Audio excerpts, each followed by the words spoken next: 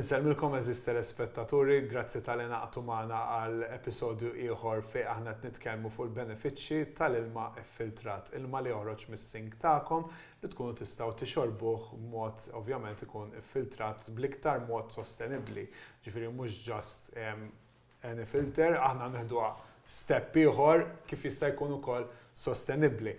U insomma, fl-aħħar episodju tkellimna fuq il-plastik u kif beda and maybe Phil, yes, we can carry on the topic that we were discussing in the last episode, so the timeline of plastic. So we were saying how it was created, so you want to take us on that journey and how we ended up with bottled water, bottled plastic water in our home? Yeah, and thank you for having me on the programme again. It's great to be here. So I started to think about the whole journey of a plastic bottle. I mean, we go to the supermarket, we buy it, we take it back home, we pour it out, we drink it, we throw the bottle away, and it's done. But what really happens all before that? And it's the whole story really. That the fact that you get the oil out of the ground, you have to then process it, and that's a whole industrial process. You then make a plastic bottle, you make it pretty colours and stuff like that. Then you transport it somewhere else, and you fill it up with water that comes from a tap somewhere and is then processed, and costs less than a cent or something in a 2-litre bottle.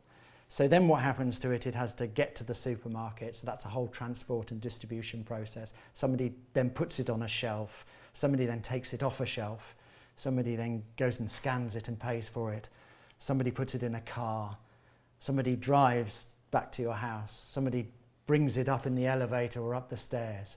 You then put it in the corner, you then take it out, you then drink it. Such a long process. You have to remember to buy them, and you always run out on a Sunday evening when the shops are shut, and all that kind of thing. Then you have to crush it, then you have to throw it away. Then somebody else comes along and takes it away and takes it somewhere else, where it gets sorted out. Then it gets sold to another country where they then try and make another plastic bottle out of it. And they can only do that a couple of times before you have to throw it away or burn it. And it's that whole thing, and it's like, why? It's overwhelming. Why? Just hearing you, it was making me anxious, putting it into perspective. So what you're actually buying is, you're buying 1 cent of water with 50 cents. And what you're paying for is all of that stuff that is in between you and the water. Yeah. And plastic, but bottled water companies sell you plastic. They don't sell you water. Yeah. They sell you plastic. Man. Smajtu għadi ġifiri l-kumpanniji u vera għaddi xi ħaġa li trid tkunu vera self-aware li l-kumpanniji tal-ilma mhux qed ibijalkom ilma, qed ibijalkom il-plastik, il-container tal-plastik li huwa l-fliexkun, dan il-każ ovvjament.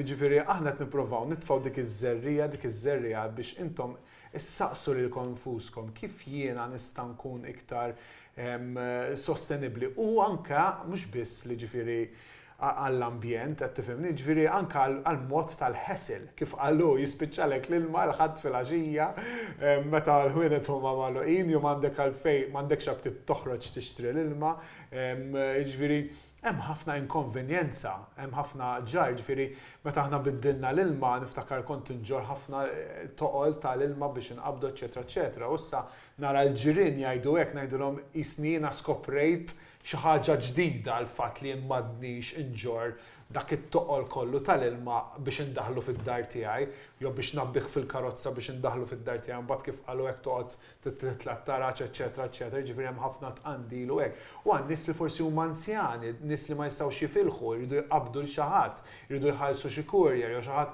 jagħmilli pjaċir ġibli l-ilma darada, jew kellha nieħu jiena fil-familja tiegħi stess, ġifieri l-ilma tkun fil-karozza u laqqas biss tista' iġġorru biex toħorġu tistenna t-tifel tagħha jiġi u jagħmel sigħat fix-xemx ġol but tal-karozza x'ma tistax toħorġu mill-but tal-karozza.